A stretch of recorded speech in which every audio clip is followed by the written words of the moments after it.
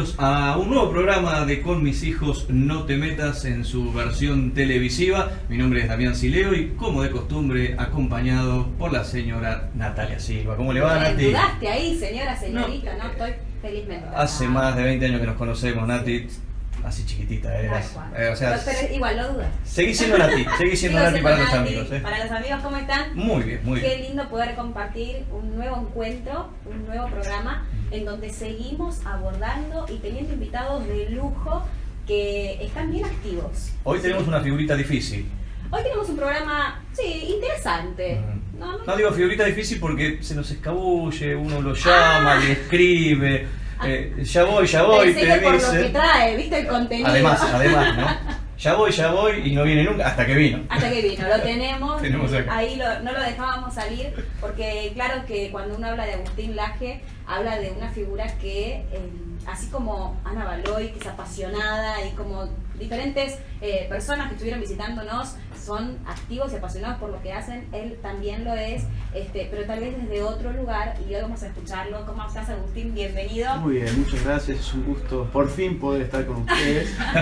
Ustedes saben que yo no tengo asistencia en lo que hago en general, entonces mi WhatsApp es un infierno y muchas veces lo importante deja de leerse y el spam es lo que abunda, ¿no? Que es lo que nos pasa mucho por WhatsApp. Así que yo creo que nos pasó eso con ustedes. ¿Quién era Agustín Laje antes de toda esta discusión que te tuvo como protagonista en cuanto medio había por delante? Estuviste también bastante vedado en algunos medios, especialmente en los medios grandes. Totalmente. Pero los medios alternativos y las redes sociales han sido un aliado permanente en este último año y pico, ¿no?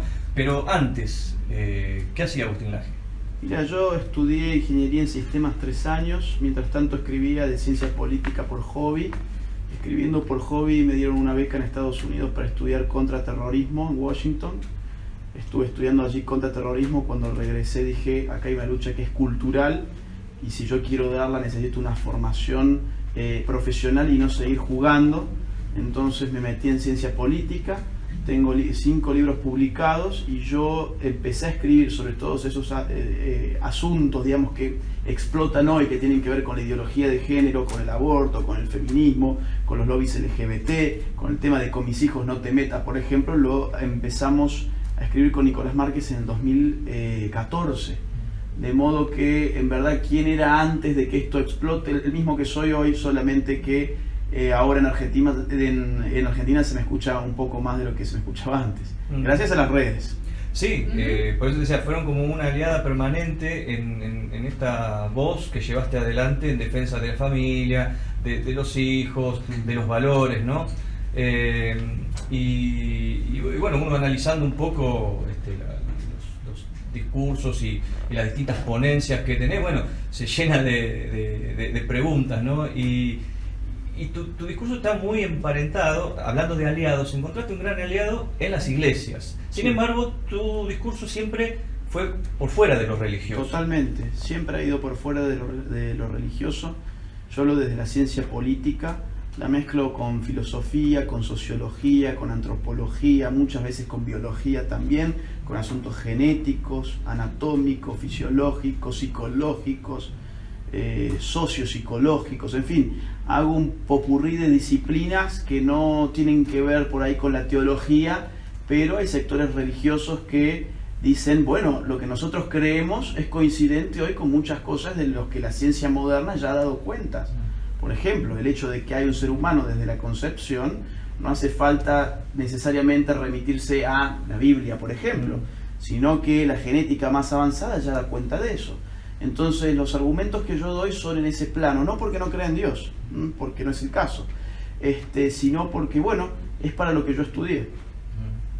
Y teniendo en cuenta que muchas veces todos estos temas se reducen, ¿no?, a una discusión religiosa como para un poco menoscabarlo, ¿no?, tanto del aborto, ideología de género y demás. ¿Cuál es, tu explicación al respecto? Pero por otro lado, hablando de la fe, o sea, ¿cuál es la fe con la que vos estás más emparentado? Bien,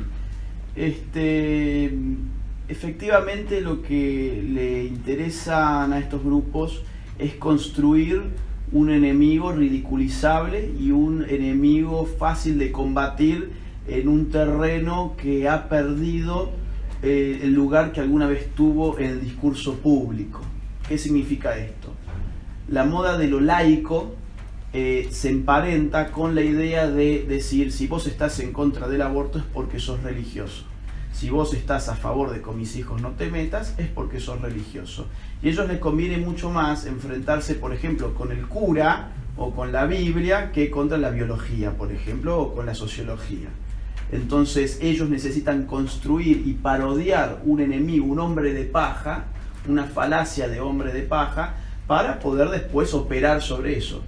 Respecto de mis creencias, yo soy de la iglesia católica, no demasiado activo para ser franco. De hecho, yo a estos temas entro no por temas religiosos, sino por la cuestión más bien política, y en todo caso me reencuentro bastante con la fe en ese andar. Es decir, es al revés de lo que la gente piensa. Agustín, hay un trabajo muy interesante que se estuvo haciendo y que de hecho lo vemos en la militancia, si se quiere, de tantos jóvenes, de tantos adolescentes que están marcados por esta nueva ideología, están todos con sus pañuelitos y demás. ¿Cuál crees que fue el área que se les brindó, ¿no? Las puertas que se le abrieron a estas personas para que puedan ser tan influyentes en nuestros adolescentes y jóvenes? ¿Qué es lo que cedimos como sociedad? Mira, acá hay dos grandes industrias que le dan forma a la cultura hegemónica. Una de esas industrias son las industrias académicas, que son las que forman las ideas abstractas que después terminan haciéndose sentido común en la gente. Te pongo un caso. Ahora se está hablando en las clases de educación sexual integral de el régimen de heterosexualidad obligatoria, o lo que otros llaman el sistema heteronormativo, que son ideas académicas, si se quiere, de una feminista de la década del 80 de Francia, Wittig, Monique Wittig. Ella escribía de esto, y hoy en día casi es sentido común, y uno ve en Twitter a chicas que dicen estoy dando una lucha para que me dejen de gustar los hombres porque a mí me impusieron ser heterosexual. Y eso ellos no lo sacan del aire. Es decir, no son ideas que un día ellas mismas se levantaron y llegaron a esa conclusión tan estúpida, porque es una conclusión demasiado estúpida. No, eso alguien se los enseñó. Alguien les dijo que si eran heterosexuales es porque habían sido obligadas a hacerlo por un sistema que se llama sistema heteronormativo o régimen de heterosexualidad obligatoria, y como son adolescentes, ¿a qué adolescente le guste que lo obliguen a algo? Y si encima esa chica que tiene 15 años tuvo una mala experiencia con un novio del cual se enamoró, y el novio finalmente la engañó con otra chica, o no le gustó más y le cortó o lo que fuera, bueno, tiene a la mano un sistema ideológico bien aceitado para poder canalizar todas sus frustraciones típicas de adolescentes.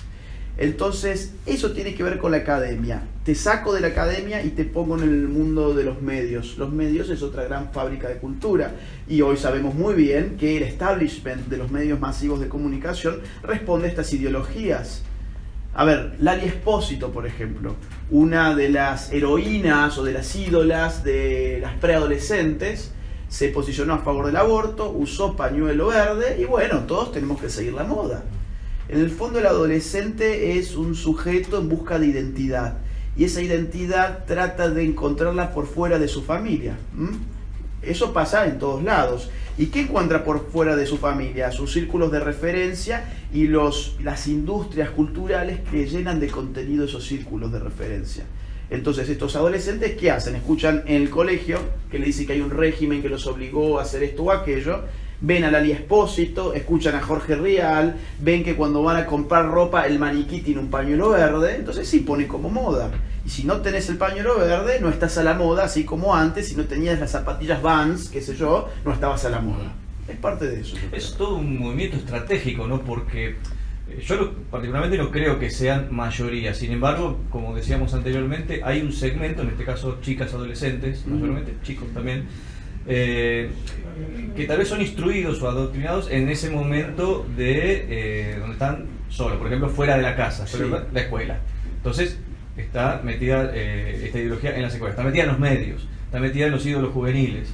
Hay toda una estrategia que no elaboraron el año pasado. No, pero es funcional a los intereses psicosociales, te diría, de los adolescentes.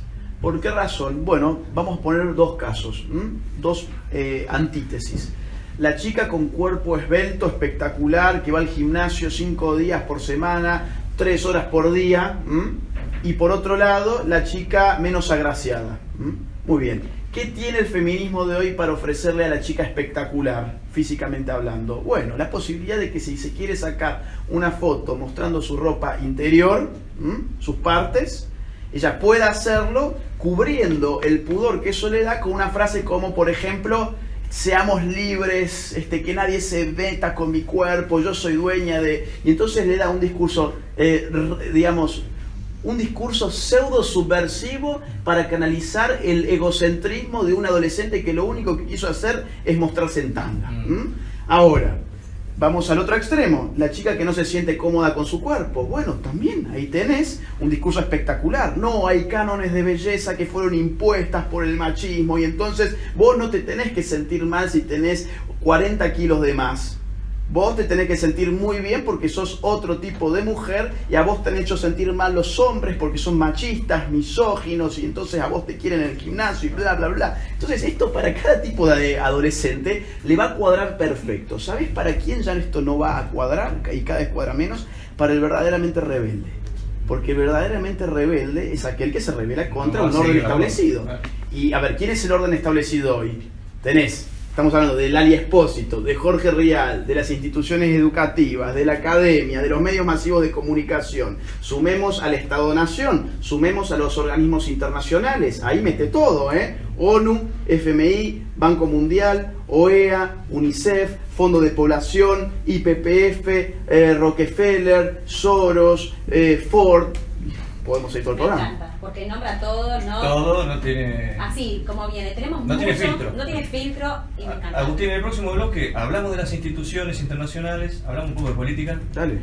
Y bueno, cerramos un programa que me parece que viene... Increíble. Hay mucho más de Agustín Laje después de la pausa.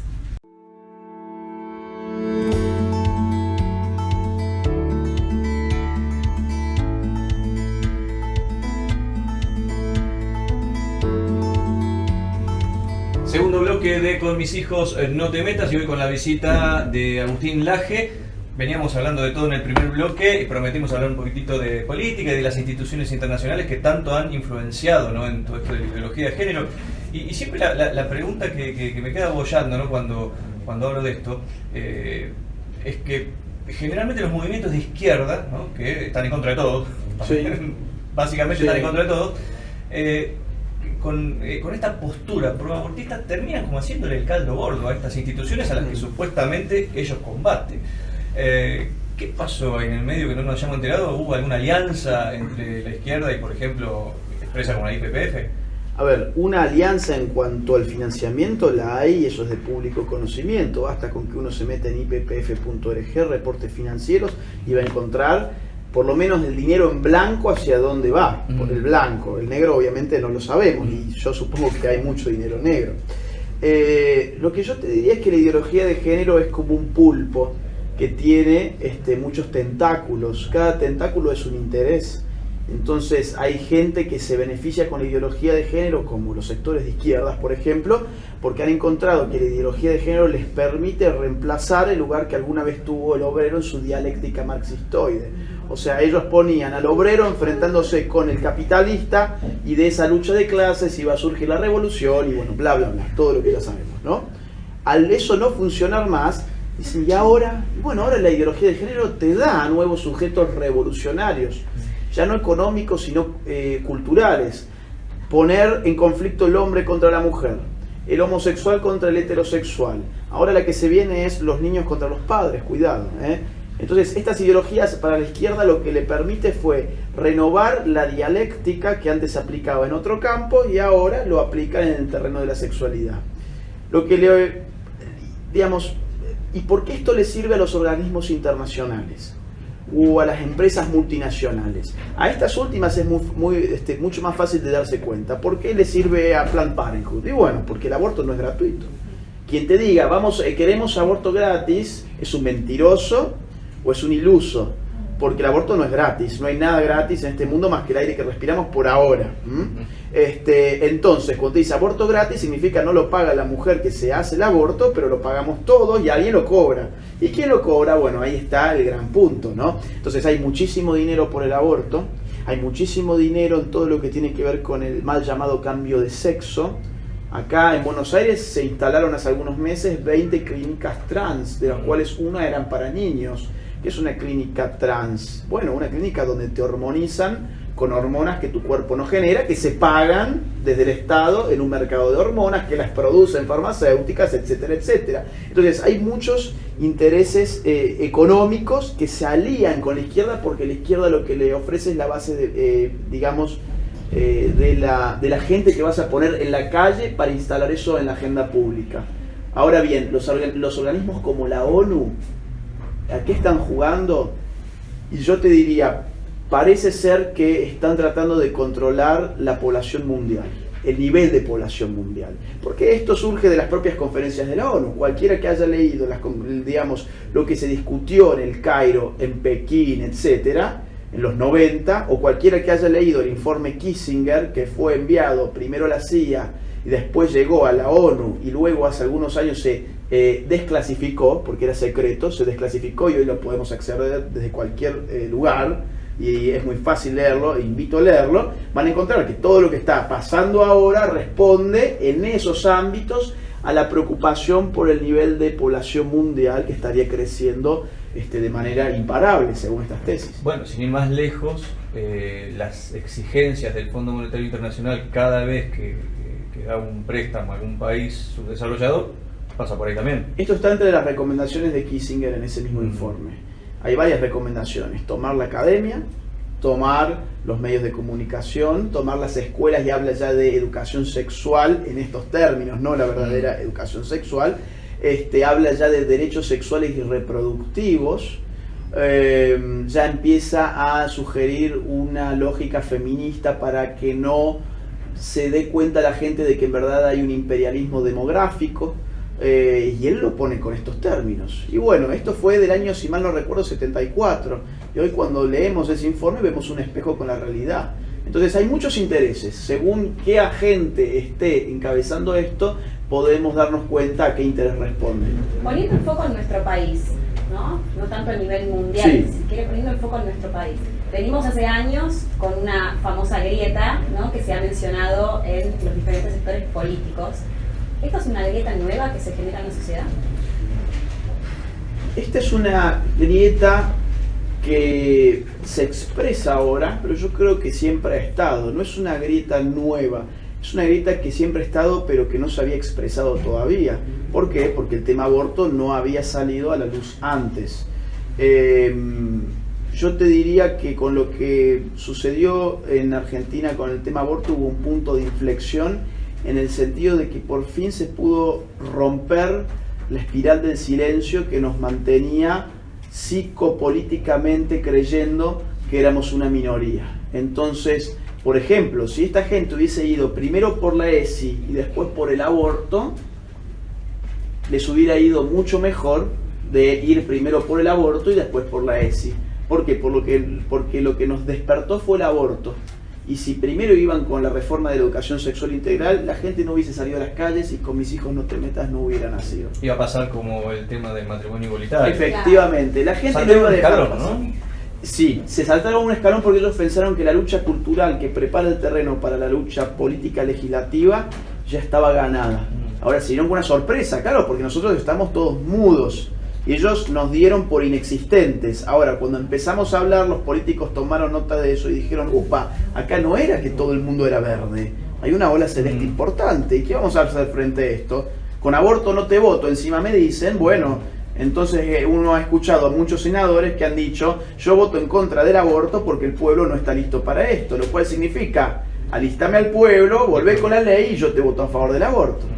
Hablando de esto, te quería preguntar cómo ves de acá al próximo año, al próximo tiempo, no tan lejano, algo más bien cercano. Bien. ¿Cómo ves la evolución de todo esto? Bueno, lo que ellos van a traer con toda su fuerza es la reforma de la educación sexual integral para uniformizar a los chicos, adoctrinándolos en ideología de género y que no haya ninguna válvula de escape que es lo que la ley del 2006, 26.150, todavía prevé, la posibilidad de que las instituciones privadas mantengan sus convicciones. Eso ya no va a existir más si la reforma se aprueba, y lamentablemente yo supongo que se va a aprobar porque los legisladores no conocen bien el tema y los van a estigmatizar en el sentido de que vos estás en contra de la educación sexual. Y uno ahí tiene que ser muy cauto. No, yo estoy a favor de la educación sexual imparcial, rigurosa y científica, no el adoctrinamiento que implica esto. Pero esa gente no va a pagar ese costo mediático, no político. Por otro lado, van a volver con el aborto, y nosotros estratégicamente necesitamos meter a nuestra gente en el Congreso. Más importante que la presidencia, porque eso en un año es muy difícil, es el Congreso. Necesitamos renovar bancas con gente nuestra ahí, porque van a volver, y como está hoy el Congreso, yo te diría, si esto se mantiene tal como está hoy, ellos tienen las de ganar. Ahora, si lo renovamos y podemos por distintas fuerzas políticas meter a nuestra gente ahí, a la hora de dar el voto, la diferencia se va a sentir. Lo importante es la presencia de la familia, ¿no? La contención en cada uno de nuestros hijos, la comunicación buena y sana. Uno de nuestros entrevistados nos hablaba de la verdad, ¿no? Y qué importante es... porque ¿qué es la verdad? Te puedes llegar a preguntar, ¿verdad? Entonces, ponernos desde un lugar y hablar desde la ciencia, la biología, con fundamento, con contenido sano, ¿no? Y lo que realmente es la verdad, poder instruir a nuestros chicos desde casa. Creo que esa es la función de los padres. Hay un tema muy importante que creo que vos das el clavo. Se nos ha dicho que la verdad no existe, que la belleza no existe, que el sexo no existe, que la patria no existe, que la religión no existe, que la identidad en última instancia no existe. Nos han dicho que todo es parte de una construcción social, incluso nuestra sexualidad. Si vos das por sentado que el ser humano no tiene naturaleza, sino que es fruto de una construcción social, estás diciendo que el ser humano es un ser completamente arbitrario. Y entonces, ¿qué podés hacer? Llamarlo a la deconstrucción, una de las palabritas más de moda de nuestros tiempos. Deconstruite y vas a ser muy cool, vas a ser espectacular si te deconstruís. ¿Qué significa deconstruirte? Reventar todo aquello que hace que vos seas quien sos. Si vos no sos quien sos, ¿quién pasás a ser? Aquel que te dice el poder que tenés que ser. Entonces, es mucho más interesante para el poder político tener a zombies, que es justamente los hombres deconstruidos, que a tener gente con una identidad clara, con un carácter claro, un pueblo, digamos, para el cual ese gobernante tiene que gobernar en favor de ese pueblo. Ahora, si son todos zombies, ese pueblo está abierto a que el gobernante les diga qué hacer, qué pensar, con quién acostarse, qué comer, en qué creer, en qué no creer, qué valorar, qué valorar. Esto de la deconstrucción parece más bien un disfraz de la destrucción, porque básicamente es eso. Es un juego de palabras, claro, porque suena mucho más lindo. Yo me deconstruyo, como quien va sacando rompecabezas, ¿no? Yo me deconstruyo, y en el fondo es una destrucción de la identidad. Estas cosas siempre, inevitablemente, a lo que por ahí somos un poco seguidores de las novelas de ciencia ficción, me lleva a 1984 de Orwell, con el tema de la destrucción del vocabulario. Ahora lo estamos viendo con el lenguaje inclusivo, o estas palabras inventadas, que uno las busca en el diccionario de la Academia Española, no las encuentra, y es como que, no sé, Orwell cobra mucha importancia en este tiempo, me parece. Sin lugar a dudas, y eso también es parte. Yo veo a estos adolescentes haciendo un esfuerzo. Aparte, esto te lo venden como liberador. Y en verdad necesitas de una represión y una autorrepresión, o sea, más fácil la tiene todo el Estado. ¿Perdón? Se equivocan queriendo hablar un idioma que no existe. Efectivamente, vos lo ves y cierran los ojos cuando tratan de hablar en este lenguaje inclusivo, que a mí no me gusta la palabra. Para mí el lenguaje inclusivo en todo caso sería el lenguaje de señas, ¿no? Pero esto, ¿a quién excluyó decir todos? A nadie excluyó. Entonces esto es una culpa que se le mete a la gente y dice, tenés que deconstruir tu forma de hablar. Y vos los ves cerrando los ojos, concentrándose como si estuvieran recitando Shakespeare de memoria, y lo que están diciendo es, hola a todos, hola a todes, hola a todes. Bueno, eso es por la autorrepresión, son los reprimidos. Entonces el verdadero rebelde dice, no, yo quiero ser una persona libre, no una persona que esté pensando cómo tiene que hablar porque le han dicho que como hablaba mal. Es una locura. Me encanta, realmente nos quedamos cortísimos con el programa. Agustín, un placer tenerte. Gracias. La verdad que te hemos escuchado a través de las redes, te estamos conociendo hace un tiempo y cada vez venís más recargado. Así que bueno, la próxima vez que le invitemos, no sé con qué artillería va a venir, no sé con qué temas, porque se vienen otros temas picantes en la sociedad. Ayer fue el aborto, hoy la educación sexual integral, ideología de género. ¿Qué se viene a futuro? O sea, van a seguir temas más pesados todavía. Vienen las parafilias.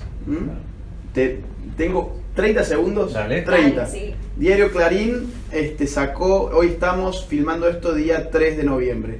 El día 1 de noviembre, Diario Clarín sacó una nota donde nos cuenta una hermosa historia de amor entre una mujer y una estación de tren.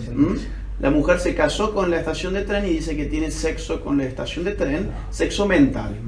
Y entonces el diario nos educa y nos informa, educándonos, que eso se llama objetofilia. Entonces, si yo digo que esa mujer para mí es una retardada mental, yo que soy un objetofóbico. Así es como funciona la guerra de palabras. Entonces, ¿qué es lo que se viene? Bueno, si el amor es el amor, ¿por qué no puedo tener una relación sexual con una estación de trenes? O con un niño, o con un animal, o con un cadáver, o con mi padre o con mi madre. Wow, fuerte, sí, fuerte para terminar. Realmente, pero acá estamos. Valió la pena, Sí, realmente le hemos sacado el jugo a Agustín y bueno, además está decir que te agradecemos mucho tu presencia aquí y que bueno, en el futuro me imagino que volveremos a tenerte. Muchas gracias, muy amables. Muchas gracias, bueno, un terrible programa con un contenido y vamos a seguir estando. Vamos a seguir estando con muchos más invitados que nos traen contenido, justamente, que creo que es algo que falta. Hoy fue Agustín Laje, mañana quién sabe. Nos vamos a reencontrar en otro capítulo más de Con mis hijos no te metas. Chao.